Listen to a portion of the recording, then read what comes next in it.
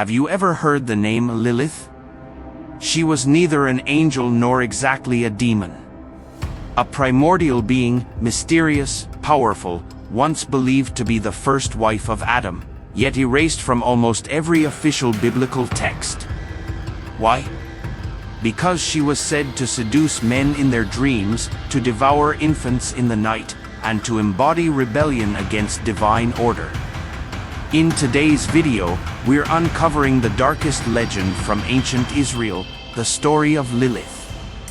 A figure forgotten, distorted across centuries, yet still whispering through folklore, etched into protective amulets, and feared by ancient mothers watching over their newborns. Join me as we open the hidden pages of forbidden history, where Lilith emerges from the shadows, leaving behind a trail of blood and fear woven into the human story. Are you ready to uncover the secret the Bible didn't want you to know? To understand Lilith, we must first journey back to the cradle of civilization, ancient Mesopotamia, where myths, religion, and fear intertwined to shape humanity's earliest understanding of good and evil. Long before her name appeared in any Jewish text, Lilith's shadow already haunted the dreams of Sumerians and Babylonians. The earliest references to Lilith, or rather, beings like her, appear in Sumerian incantation tablets dating back to 2000 BCE. There, she is known as Lilitu, a class of female night spirits believed to prey on women and children, causing miscarriage, sickness, and death. These spirits were not seen as isolated entities, but as part of a terrifying invisible world, beings that could pass through cracks in the wall or slip under the door after dusk. Protective amulets and rituals were used by families to keep them at bay. Fast forward to ancient Israelite culture, where these earlier Mesopotamian beliefs began to blend with emerging Hebrew theology. The earliest known Hebrew mention of Lilith comes from the book of Isaiah, chapter 34, verse 14. Here, in a vision of divine wrath and desolation, Lilith is listed among wild beasts and desert creatures who will inhabit ruined lands, and the night creature, Lilith, shall rest there and find for herself a place of rest.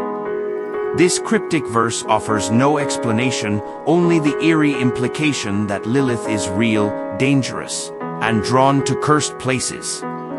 But the most radical version of Lilith's story would come later, within the rabbinical commentaries and mystical texts written centuries after the Torah.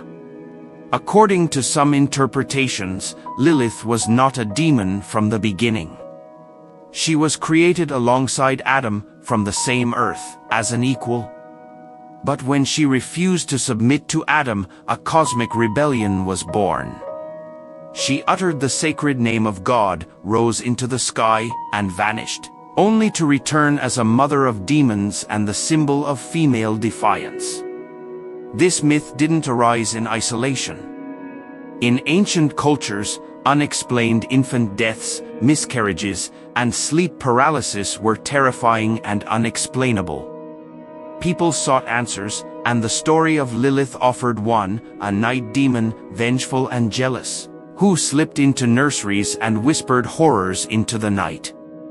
Over centuries, Lilith transformed from spirit to symbol.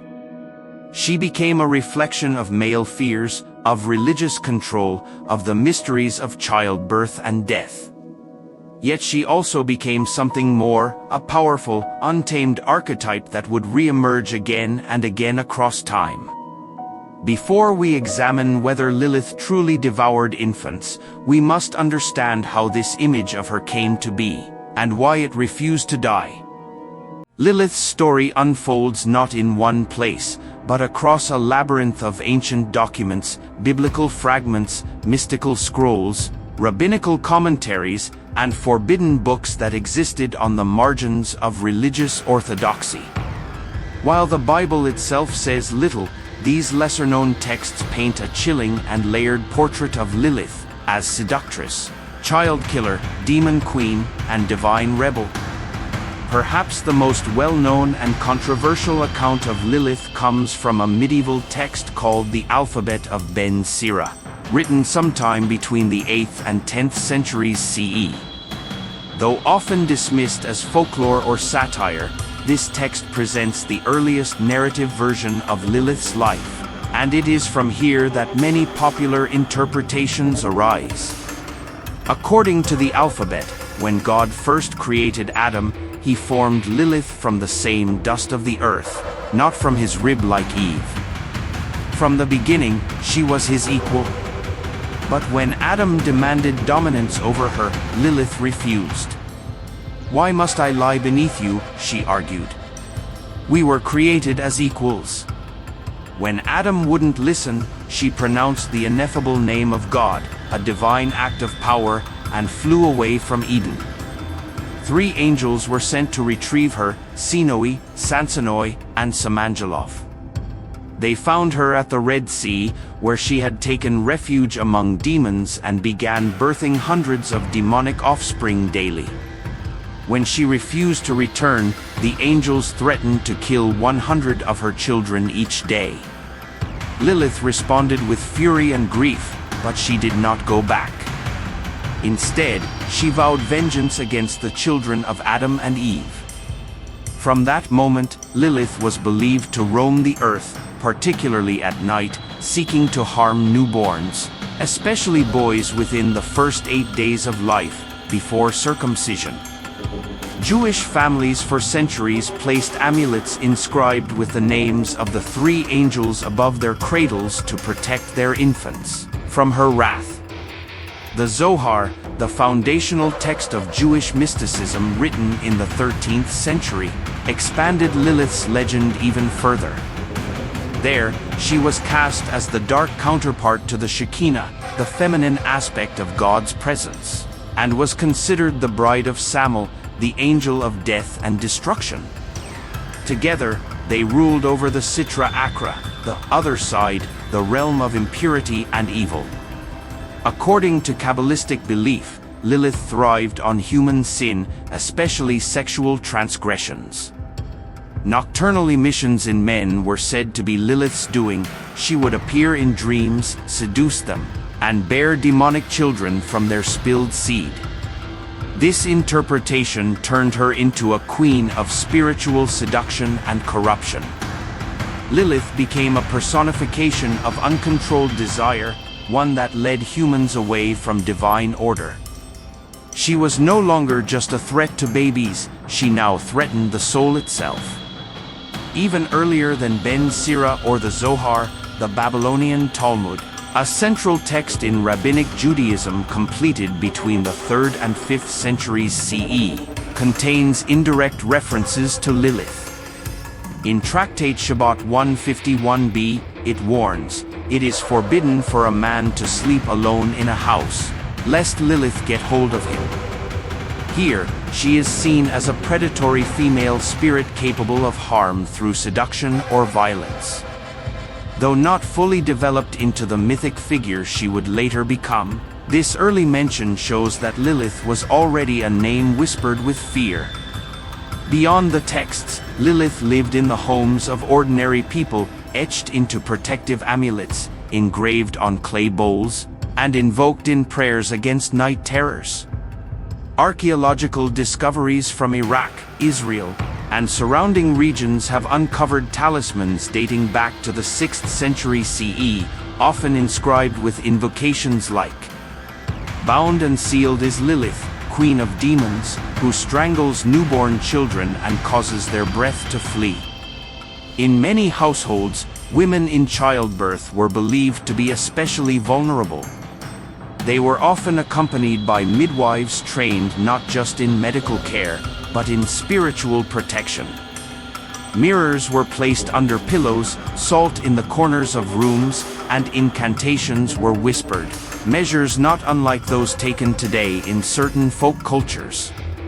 For centuries, Lilith represented the unseen threat of death, a reminder of how fragile life could be in a world filled with plague, miscarriage, and unexplained illness. Though rooted in Jewish tradition, Lilith's legend did not stay confined there. Some Christian demonologies absorbed the idea of a seductive female demon who preyed on men's virtue and children's safety. While not always called Lilith, the image carried forward. In Islamic lore, a similar figure named Al-Qarina, or Karen, emerges. A female spirit that haunts or tempts individuals, often associated with sexual sin or night attacks. While not identical to Lilith, the archetype of a female demon, seductive, dangerous, jealous, crossed into many cultures through oral and mystical traditions. Lilith became more than just a figure. She was a concept of defiance, of fear, of feminine power unbound. In the next part, we'll analyze how this terrifying myth developed over centuries and why Lilith's name became synonymous with rebellion, sexuality, and sin. But also, why some began to see her not as a villain, but as a symbol of liberation. Shall we step deeper into the shadows? Why has a figure like Lilith terrified, fascinated, and inspired scholars, mystics, and everyday people for millennia? How did she evolve from a shadowy, near-silent mention in ancient texts to a symbol of darkness and defiance, sometimes feared, sometimes revered? To answer that, we must explore the spiritual, psychological, and socio-cultural forces behind her myth. What first made Lilith dangerous was her refusal to submit. In the tale from the Alphabet of Ben Sira, she rejects Adam's demand for dominance in their physical relationship, an act that symbolizes something far deeper, a woman refusing subordination. In ancient societies, where women were often seen as property or vessels of obedience, both to men and to God, a female figure who not only argued back, but walked away from paradise and chose her own path, was terrifying. Lilith wasn't just cast out of Eden, she was turned into a demon, a warning to all women who dared to question divine order. From a modern perspective, especially within feminist thought, Lilith isn't a villain, she's a victim of theological patriarchy. Her association with child killing and seduction may have been allegorical tools to suppress female independence. In this light, Lilith becomes not the destroyer of innocence, but a woman punished for demanding equality. In the ancient world, infant mortality was tragically common. Miscarriages, sudden infant death, mysterious illnesses, these events brought tremendous grief and confusion, especially for women. Without medical explanations, people turned to the spiritual world for answers. Lilith became a psychological scapegoat, the personification of inexplicable tragedy. A grieving mother could say, "It wasn't my fault, Lilith came in the night." In this way, the myth served a purpose, to offer a name for sorrow, a face for pain, and a ritual to regain control. Her threat was most potent in the days immediately after birth, before circumcision, a sacred ritual of protection.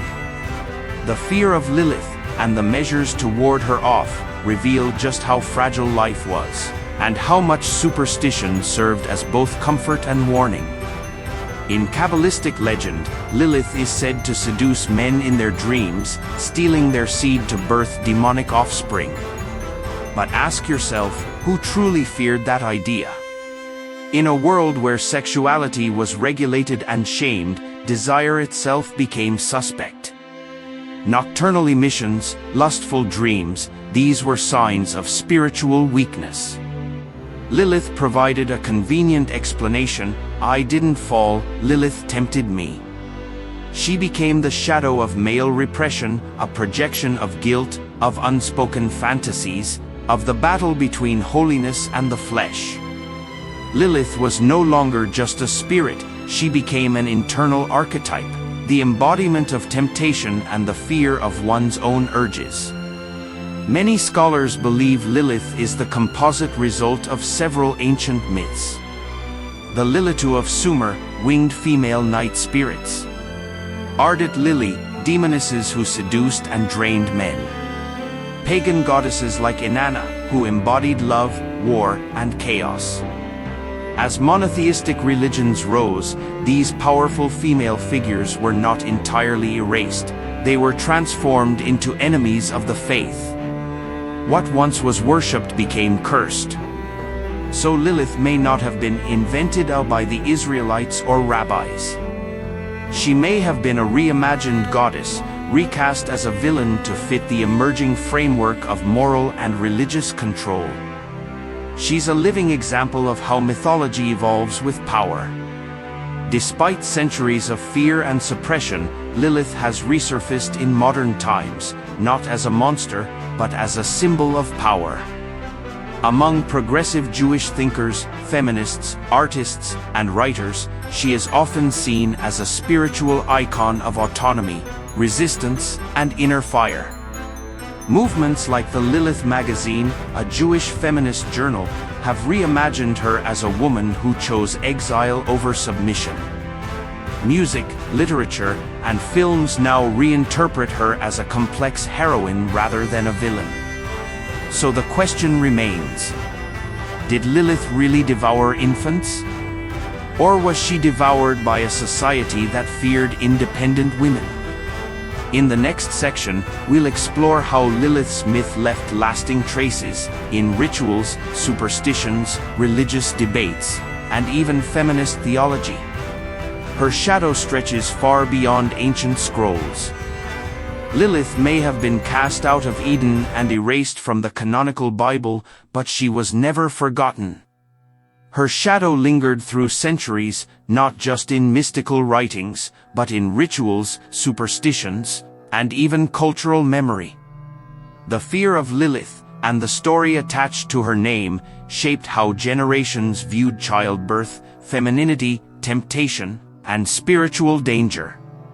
In Jewish homes throughout the Middle East and Europe, Lilith was treated not as a myth, but as a real and active threat. For centuries, parents believed she lurked near newborns, waiting for an opportunity to strike. This fear translated into protective rituals that became deeply embedded in daily life. Amulets with the names of the three angels, Sinoi, Sansonoi, and Samanjalof, were hung over cradles. Special incantations were whispered over mothers and infants. In some traditions, mirrors, knives, or red strings were placed near the bed to ward off Lilith's spirit. These practices were not merely symbolic, they were acts of survival in a world where infant mortality was high and medicine was scarce. The fear was especially intense in the first 8 days after a boy's birth, before circumcision. During this period, Lilith was believed to be most powerful. Some families refrained from leaving the baby unattended, even for a moment, during this sacred window. Even today, remnants of these rituals can be found in ultra-Orthodox Jewish communities, where folklore and faith still intermingle. The myth of Lilith also played a role in shaping religious attitudes toward female autonomy and sexuality. By framing her as a seductress, destroyer, and outcast, ancient texts reinforced the idea that women who refused male control were dangerous. Lilith became a cautionary tale, an archetype of what happens when a woman steps outside the prescribed role of obedience. But the more she was demonized, the more powerful her image became. In a paradoxical way, the suppression of Lilith amplified her myth, allowing her to become a symbol not just of fear, but of resistance. Over time, feminist scholars, especially within Jewish communities, began to reclaim Lilith. They saw in her the first woman who demanded equality, the first who said no and chose exile over submission. In this reimagining, Lilith is not the enemy, she is the awakened voice of self-determination. Lilith's influence isn't limited to religious thought. Her presence has been felt across literature, music, psychology, and film. In the 20th century, psychoanalysts like Carl Jung interpreted Lilith as a representation of the shadow feminine, the repressed aspects of a woman's identity that society fears and suppresses. In modern media, she appears as a dark queen, a vampire, a goddess, or a misunderstood antihero. From fantasy novels to feminist poetry to horror films, Lilith's name evokes power, seduction, and rebellion. Even in pop culture, she appears under her true name or in veiled forms, often as the beautiful woman cloaked in mystery, whose power challenges patriarchal structures. Her presence is proof that ancient myths never truly disappear, they simply transform with each generation. In the next part, we'll explore why Lilith still fascinates us today. Why, in a world of science and reason, does her legend continue to haunt our imagination? What does she reveal about ourselves? In a modern world filled with science, technology, and reason, one might expect ancient myths like Lilith's to fade quietly into the background. And yet, she endures. Her name appears in music festivals and feminist manifestos, in horror films and art galleries, in books of poetry and academic debates. Why? What is it about Lilith that refuses to die? The answer lies not just in the story itself, but in what it reflects back to us. Lilith's legend is a mirror, one that reveals deep truths about fear, gender, power, and what it means to be human. For centuries, Lilith was demonized, literally. She was painted as a murderer of children, a seducer of men, a partner of Satan himself. But in recent decades, thinkers, artists, and activists have begun to ask, what if this wasn't the whole truth? What if Lilith's transformation into a demon was not divine punishment, but a reflection of human fear, particularly fear of women who don't conform? From this perspective, Lilith becomes a symbol of resistance. She embodies the woman who won't be controlled. She speaks up, refuses to settle, and chooses exile over submission. For many, especially in feminist thought, Lilith represents the first woman who said no, and for that, she was cast out. This idea resonates today in a world still grappling with gender equality, bodily autonomy, and power dynamics. Lilith becomes more than myth, she becomes metaphor. She is every voice that was silenced, every woman punished for her independence, every truth buried under fear. From a psychological standpoint, Lilith taps into what Carl Jung called the archetypes of the collective unconscious, primordial images shared by humanity across cultures and time. Lilith is the dark feminine, the suppressed shadow, the aspects of womanhood that patriarchal systems have long feared. Sexuality, rage, independence, mystery. By confronting the figure of Lilith, we confront the shadow within ourselves. We are forced to ask uncomfortable questions. Why do we fear women who are powerful? Why do societies so often turn female autonomy into sin? What parts of ourselves have we buried because we were told they were dangerous? Lilith's story invites exploration, not just of religion or folklore, but of identity and self-awareness. Her continued presence in psychology, art, and modern storytelling shows how deeply she still resonates with our inner struggles. Lilith's resurgence is not just academic. She has become a pop-cultural phenomenon. In television and film, she appears as an enchantress, a vampire, a misunderstood outcast. In music, her name represents empowerment, like the Lilith Fair, a female-led concert tour celebrating women's voices. In theology, she challenges traditional readings of Genesis, opening doors to more inclusive interpretations of creation and divine justice.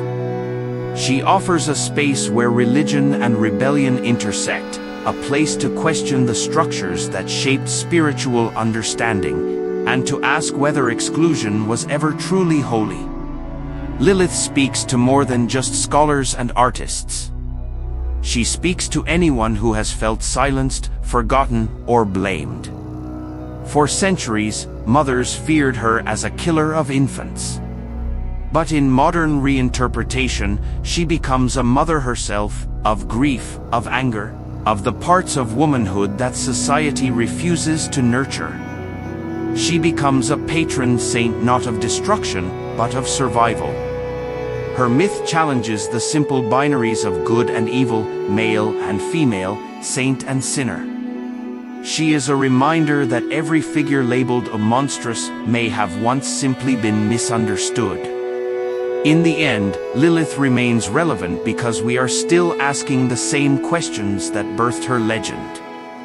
Who gets to define good and evil? What happens to the voices that defy authority?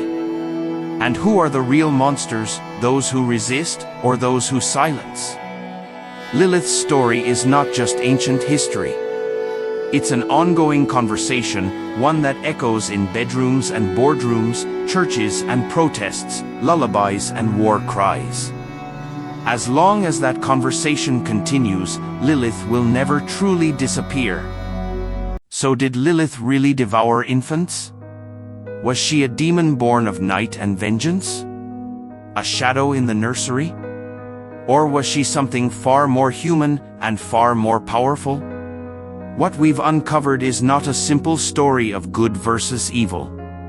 It is a layered tale of myth and memory, of fear and freedom.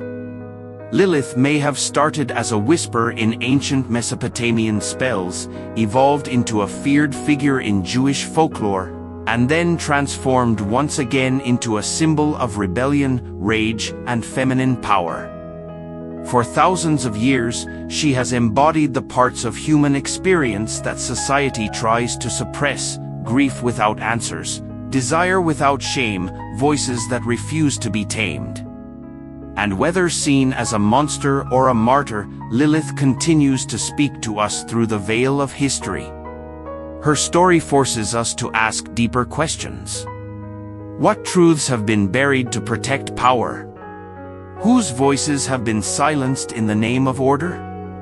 And what happens when we bring those voices, those shadows, back into the light? If you found this journey into forgotten legends and ancient fears as haunting and meaningful as I did, I invite you to take one step further. Subscribe to the channel.